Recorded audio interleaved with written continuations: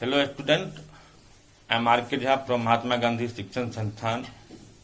Today I have brought a class for the subject mathematics of class 9th, and the chapter is Introduction to Euclid's Geometry. In this chapter,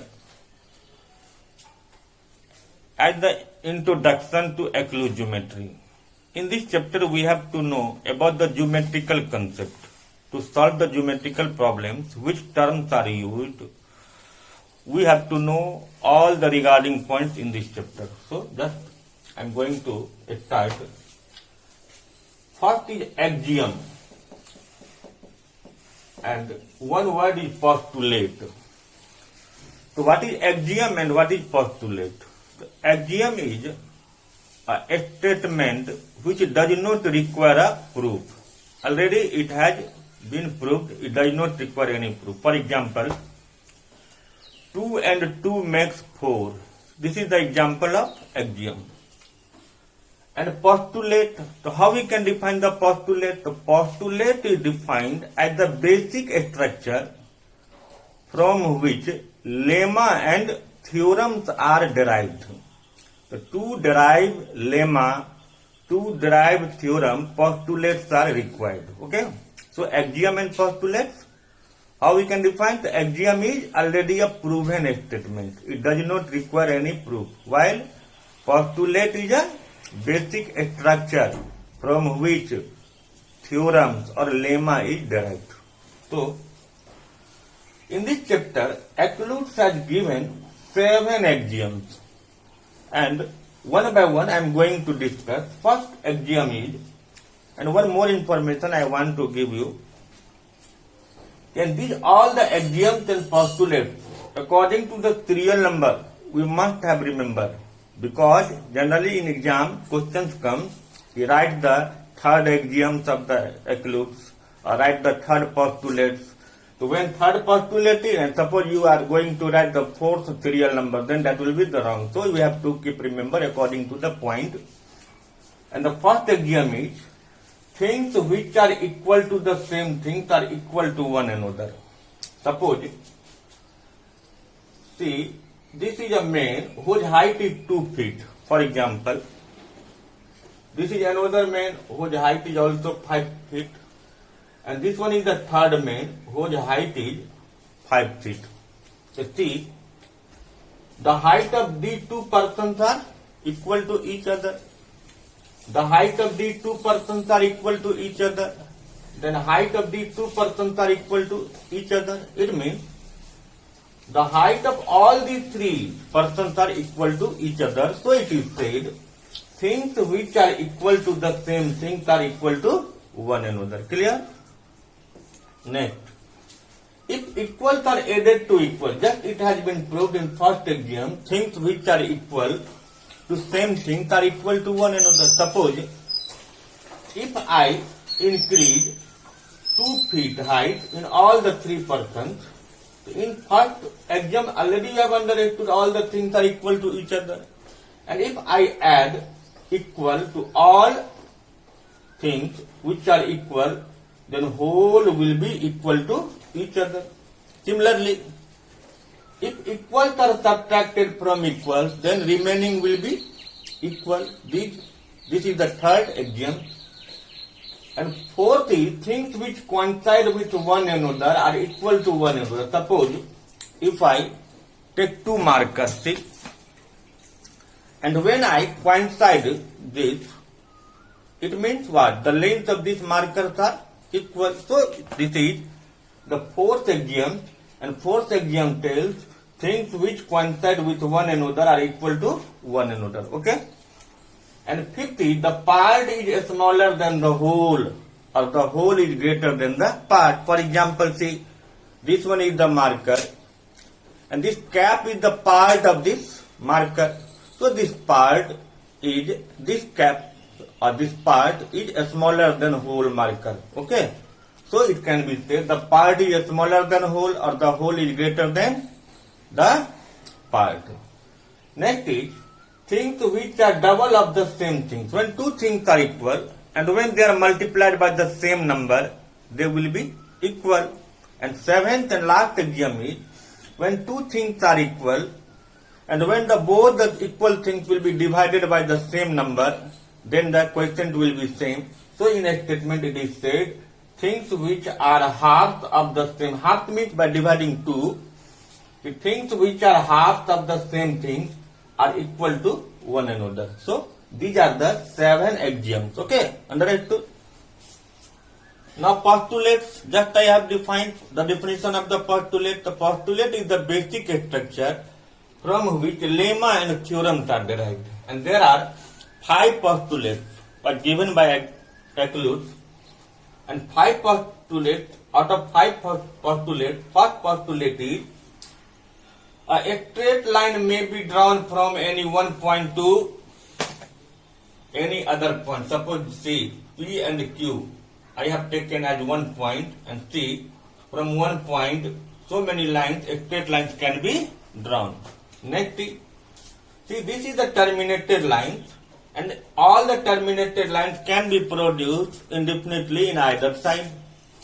And third is, a circle can be drawn with any center and with any radius. This is the third postulate. Fourth is, all the right angles are equal to each other. And fifth postulate is, for every line L and for every point P not lying on the line L, there exists a unique line M passing through P and parallel to L. So there are the 5 postulates, and you also keep remember according to the serial number 1, 2, 3, 4 and 5. And after that, in this chapter, we have to discuss so many terms related to geometry. First is point. Just see, this is the point, and how we can define the point? The point is the mark, point is the location, point is the position without any dimension. Means it has no any length, breadth or height. Next is line. If a straight portion is drawn, and suppose it is produced indefinitely in either direction, it means it has no any definite length. So line can be defined as any straight portion which can be produced indefinitely from both sides. It means it has no any definite length and it has no any end point. And suppose if it is produced from only one side, once again it has no any definite length, but it has one end point, that will be ray. And if a line, a straight portion has 2 end points, it means it cannot be produced, means it has definite length, then that will be the line segment. So this is the line segment, this is the ray, and this is the line, and this is the point. Okay? Next, suppose if I put 1, 2, 3, and once again I have put 1, 2 and 3, and in this, if all the points are joined, then we get a straight line.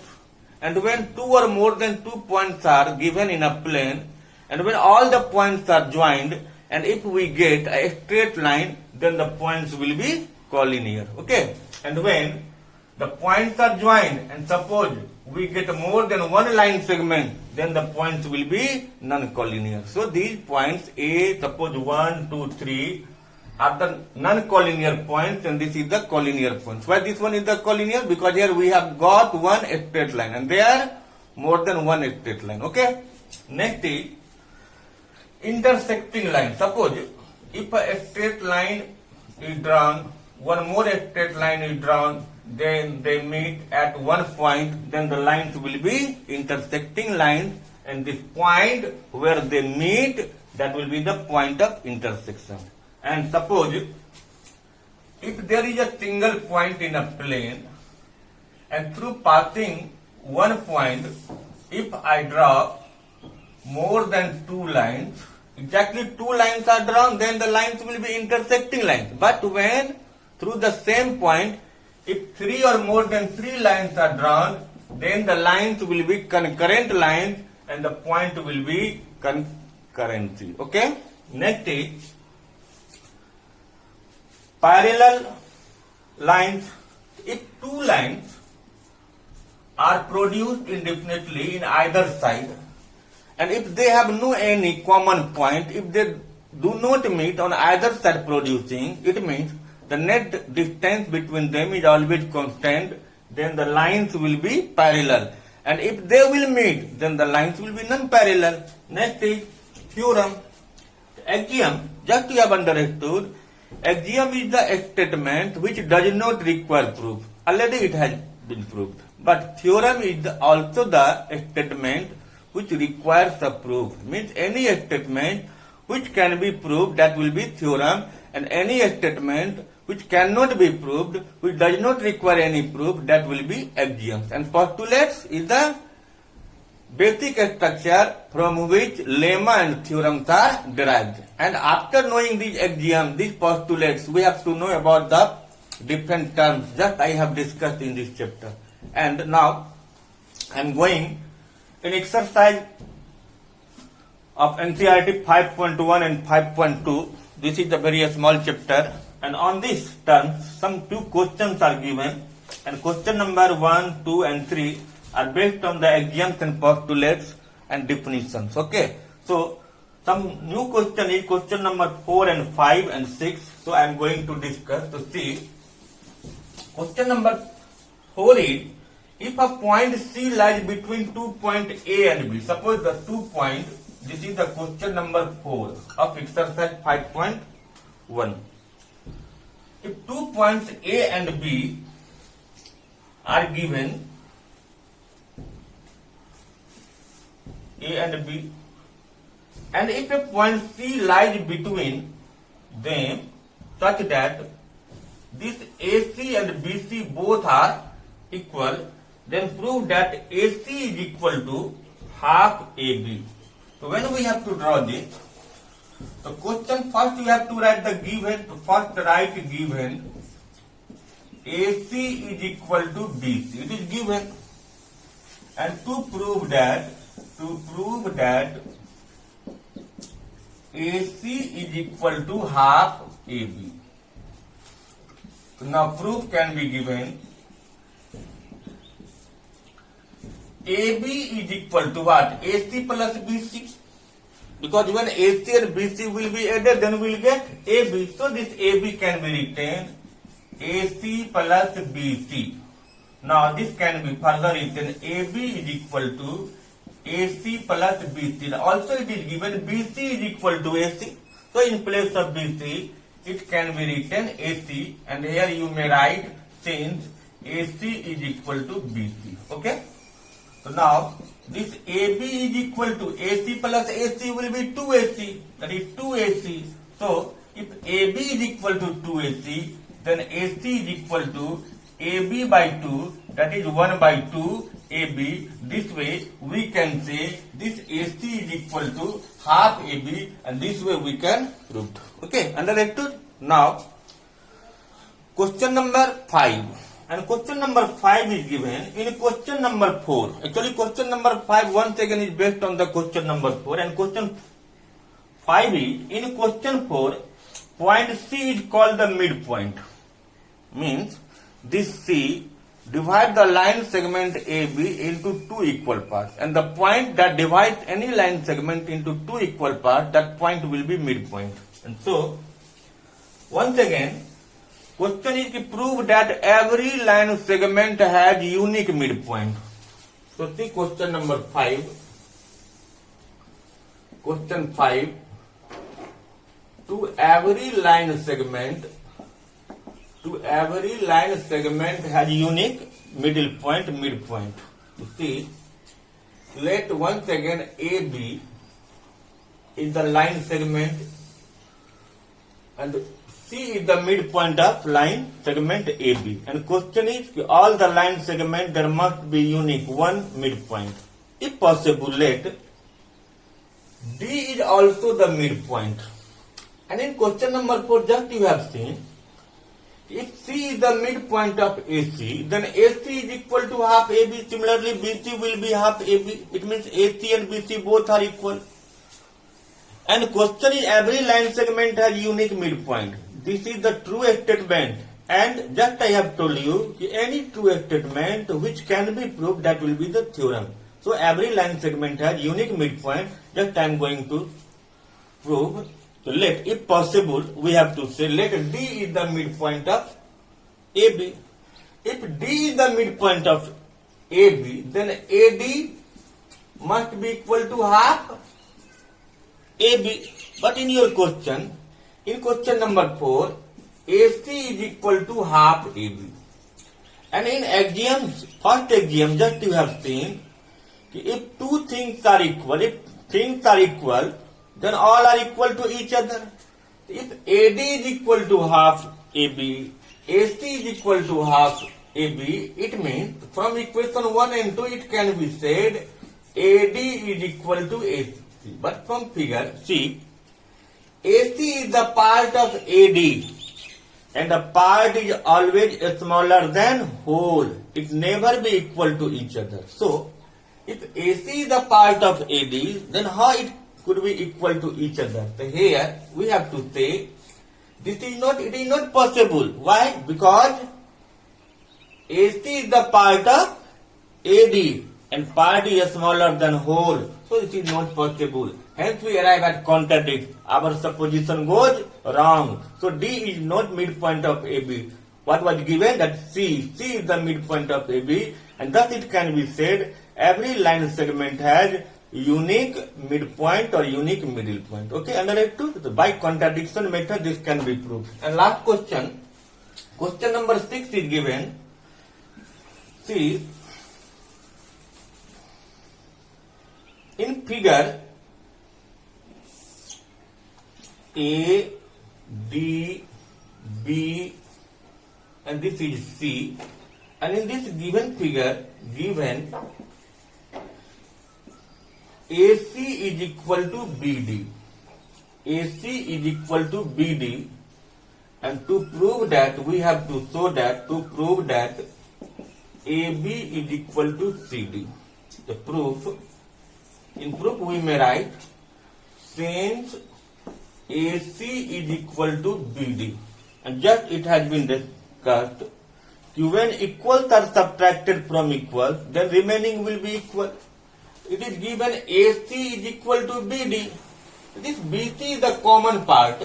So when BC taken as common and subtracting from either side, so now we have to write, take BC as common and subtract from either side. And after subtracting from either side, we may write AC minus BC must be equal to BD minus BC. Because according to Euclid's axiom, we know when equal are subtracted from equal, then the remaining will be equal. So AC minus BC will be what? AB. So this is equal to AB, and BD minus BC is equal to CD. So this way we can say AB is equal to CD. This is the question number 6.